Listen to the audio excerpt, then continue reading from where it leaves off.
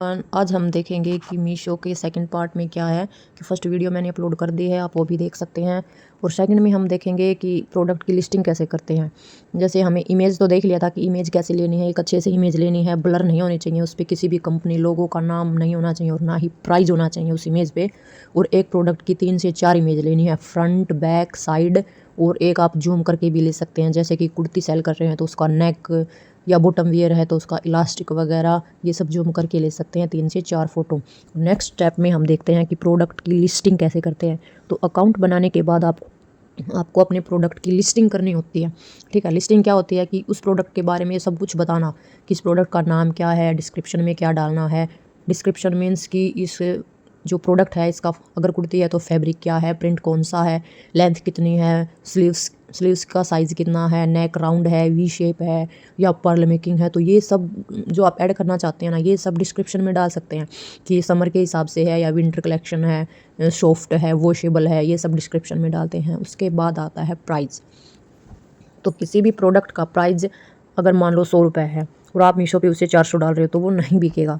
अगर हमें प्रोडक्ट ऐसा सेलेक्ट करना है कि क्वालिटी भी ज़्यादा लो ना हो और प्राइस ज़्यादा हाई ना हो, क्योंकि प्रॉफिट में मार्जिन बिल्कुल कम रहता है। नेक्स्ट आता है साइज। साइज हमें ध्यान रखना है, जैसे आप कोई भी कुर्ती वगैरह सेलेक्ट कर रहे हैं तो उसका साइज ये सब वेरिएशन में आते हैं। उसके फुल साइज रखो, मतलब तीनों साइज। फ्री साइज रख रहे हो तो आपकी वो सेल होगी। साइज में जैसे स्मॉल, मीडियम, लार्ज तीनों वेरिएशन आपको साइज़ में रखनी होती हैं। अगर फ्री साइज़ है तो दी बेस्ट है, क्योंकि इसे कोई भी ऑर्डर कर सकता है फ्री साइज़ को लेके।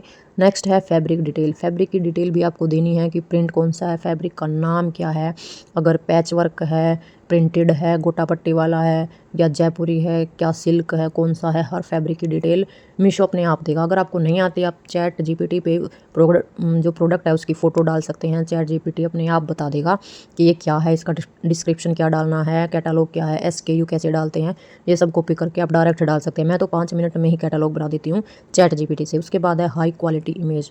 इमेज का हमेशा ध्यान रखना है, जो मैंने फेस किया है ना वो प्रॉब्लम मैं आपको बता रही हूँ।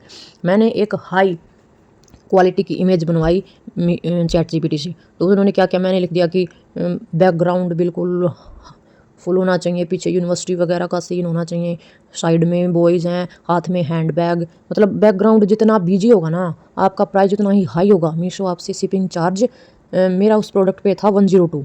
और उसके बाद मैंने जब वाइट बैकग्राउंड के साथ उसी प्रोडक्ट को और उसी इमेज को लगाया तो उसका प्राइस था 63। तो ये भी आप ध्यान रखें कि बैकग्राउंड हमेशा वाइट रखें। अगर कोई भी प्रोडक्ट कुर्ती जो भी प्रोडक्ट है उसकी लिस्टिंग कर रहे हैं तो वाइट बैकग्राउंड करें ताकि आपका शिपिंग चार्ज कम लगे। उसके बाद आता है कि जितनी आपकी फ़ोटो और डिटेलिंग अच्छी होगी उतनी ही ज़्यादा आपकी सेल होगी। बिल्कुल सही है। नेक्स्ट स्टेप है कि ऑर्डर आने पर पैकिंग कैसे करें। ठीक है, जब आपके पास ऑर्डर आता है तो आपको प्रोडक्ट को अच्छे से पैक करना होता है। जैसे प्रोडक्ट है तो मैंने तो मेरी कुर्ती थी तो मैंने पहले उसको प्रेस किया। प्रेस करने के बाद जो उसके ऊपर एक्स्ट्रा सलवट थी वो क्लीन हो गई, प्रेस से अच्छे से हो गई, पैक हो गया। और सबसे मेन बात है कि जो आप पॉली बैग ले रहे हैं उसके साइज़ के हिसाब से ही आपको अपनी कुर्ती को सेट करना है, उसी साइज़ के, ताकि वो साइज़ के अंदर अच्छे से आ जाए। और बॉक्स अगर बॉक्स में रखना चाहते हैं तो बॉक्स में भी अच्छे से आ जाए, तो साइज़ मेंटेन करना है। उसके बाद लेबल लगाना है। बिल्कुल सही बात है। तो पहले तो मैंने जो अपना प्रोडक्ट था उसके जो ब्रांडिंग नेम था उसको रिमूव किया, उसको हटा देना है। और प्राइस भी नहीं दिखाना है उस प्रोडक्ट पे। फिर इसको आयरन करके फिर ट्रांसपेरेंट थैली में उसको पैक कर दिया। उसके साथ आप थैंक यू कार्ड वगैरह डालना चाहते हैं या जो वेरिएशन आपने ऐड किया है वो डालना चाहते हैं एक्स्ट्रा, तो वो भी अंदर ही पैकेट के साथ डाल सकते हैं कुर्ते के साथ। फिर उसको ट्रांसपेरेंट थैली में चिपका के फिर आपको लेना है पॉली बैग जो उसको बाहर से कवर करना है। ध्यान रखें हमेशा 2 बैग ही यूज करें। अभी मीशो ने अपना न्यू फीचर भी लॉन्च किया है कि उस पर आप ट्रांसपेरेंट पॉली बैग भी ऑर्डर कर सकते हैं।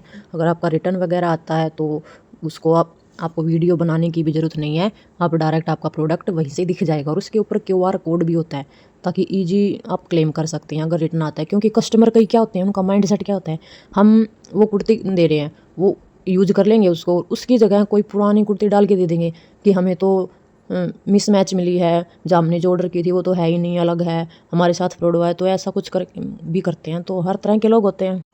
तो इन सब से बचने के लिए आप मीशो की ट्रांसपेरेंट QR कोड वाले पॉली बैग भी यूज कर सकते हैं। तो मैं तो अभी मार्केट से प्लेन लेके आई, क्योंकि अभी इतने तो ऑर्डर है नहीं कि मेरे को रिटर्न डालना पड़े, ये वो अभी वो बाद में देखेंगे। लेकिन मैं ये अभी लेके आई हूँ 25 और मैंने फ्लिपकार्ट से भी ऑर्डर किए हैं। अगर आप भी इसका लिंक चाहिए तो आप कमेंट कर देना लिंक, मैं उसका आपको सेंड कर दूंगी कि जो थैली मैंने फ्लिपकार्ट से मंगाई है, और थैंक यू कार्ड भी है। उसके बाद देखते हैं कि पेमेंट, जब कस्टमर को प्रोडक्ट डिलीवर हो जाता है तो कुछ दिनों बाद पेमेंट आपके बैंक अकाउंट में आती है, और ये प्रोसेस 7 से 10 दिन नहीं है। अभी मेरे को 15 दिन हो गए हैं, लेकिन मेरा पहला प्रोडक्ट है ना वो 8 तारीख को मुझसे डिस्पैच हुआ था। एजेंट बॉय मुझसे लेके गया था 3 ऑर्डर 8 तारीख को, लेकिन उसकी पेमेंट अभी तक नहीं आई है, और आज तारीख है 19। तो ये 10-12 दिन से ऊपर हो चुका है, संडे और हॉलीडे वगैरह सब कट करके। और अभी देखते हैं कि मीशो कितना हमें भेजता है, कितना कट करता है, कोई प्लेंटी वगैरह तो नहीं है। तो ये नेक्स्ट वीडियो में मैं आपके साथ ज़रूर शेयर करने वाली हूँ, बिल्कुल प्रूफ के साथ लाइव। अभी देखते हैं कि जो मीशो है, मीशो पे जो GST नंबर होता है वो कब ज़रूरी होता है। तो देखो GST नंबर जब होता है, गुड्स एंड सर्विस टैक्स होता है, GST means good and service tax. तो कुछ प्रोडक्ट ऐसे होते हैं जिन्हें बेचने के लिए GST नंबर ज़रूरी नहीं होता, और कुछ ऐसे होते हैं जो बिना GST नंबर के भी बेच सकते हैं। अगर आप टैक्सेबल प्रोडक्ट बेचते हैं तो GST ज़रूरी होगा आपके लिए, लेकिन अगर आप नॉन GST प्रोडक्ट बेचते हैं तो बिना GST भी काम शुरू किया जा सकता है। लेकिन नहीं, मीशो लेता है हमसे हर प्रोडक्ट पे मेरे 18 से 17 GST नंबर के लिए कटे हैं, सॉरी GST के लिए। ये GST मार्जिन अलग से है, क्योंकि फर्स्ट प्रोडक्ट था, मुझे भी नहीं पता था कि मीशो कितना कट करेगा कितना नहीं, तो मैंने ये खुद देखा है। उसके बाद देखो, आमतौर पे जो नॉन GST कैटेगरी मानी जाती है वो है क्लोथिंग ब्रांड की। क्लोथिंग ब्रांड में आती है kurti, night suit, kids wear, लेगी, कॉटन कुर्ती, या फिर होजरी प्रोडक्ट जो होते हैं ना, ये बनियान के कपड़े के सैंडो, ये वगैरह होजरी प्रोडक्ट में आते हैं। और कुछ ब्रांडेड या टैक्सेबल कपड़ों में भी GST लग सकता है। अब बात करते हैं नेक्स्ट प्रोडक्ट की, वो है साड़ी, जैसे कॉटन की, सिंथेटिक, डेली वेयर साड़ी, ये सब नॉन टैक्सेबल हैं, जिसमें GST नंबर की ज़रूरत नहीं है। अब है home textile, bedsheet, pillow cover, towels, आप ये सब भी सेल कर सकते हैं। नॉन ब्रांडेड प्रोडक्ट आपको हमेशा ध्यान रखना है, अगर आप अपने प्रोडक्ट की पैकिंग कर रहे हैं तो उस पर ध्यान रहे ब्रांड का नेम नहीं होना चाहिए और ना ही प्राइस मेंशन होना चाहिए, क्योंकि मीशो अपना प्राइस खुद डिसाइड करता है। हमारा प्राइस अलग होता है मीशो के लिए, लेकिन जब हमारा प्रोडक्ट कस्टमर को दिखता है तो उसका प्राइस अलग होता है, मीशो का मार्जिन अलग होता है, जो वो कस्टमर से ही लेता है, सेलर से नहीं लेता। अब सबसे मेन है कि मीशो की पॉलिसी भी बदल सकती है, तो हमें समय समय पर हमेशा ध्यान रखना चाहिए कि क्या चेंजमेंट आ रहा है क्या नहीं। तो लेटेस्ट रिजल्ट के लिए हमेशा मीशो पैनल पे जाके चेक करते रहना चाहिए। अभी बात करते हैं कि कुछ फ़ोटो वगैरह जो हम ले रहे हैं वो कैसे लेनी है कैसे नहीं। तो वाइट बैकग्राउंड मैंने बताया, और प्राइस ज़्यादा महंगा नहीं रखना है, ये हमेशा ध्यान रखें। अगर कोई प्रोडक्ट है तो आप उससे 100 से 150 रुपये ज़्यादा रखें, ताकि मीशो डिलीवरी चार्ज भी कट कर ले, अपना GST नंबर भी, प्लेटफॉर्म फीस तो वो लेता नहीं है, ना ही कोई कमीशन है, तो ये सब मैनेज हो जाए। उसके बाद पैकिंग हमेशा अच्छी और स्ट्रॉन्ग होनी चाहिए, क्योंकि पिकअप एजेंट लेता है वो तो हमारे सामान को ऐसे ही डाल देता है, बारिश वगैरह। तो इन सब से अपने सामान को बचाने के लिए हमेशा पैकिंग अच्छी करें, ताकि कस्टमर तक सही पहुंच जाए, डैमेज ना हो। तो आज की वीडियो में बस इतना ही। नेक्स्ट हम देखेंगे कि पेनल्टी कब लगती है और कितनी लगती है। तो थैंक्स फॉर वॉचिंग।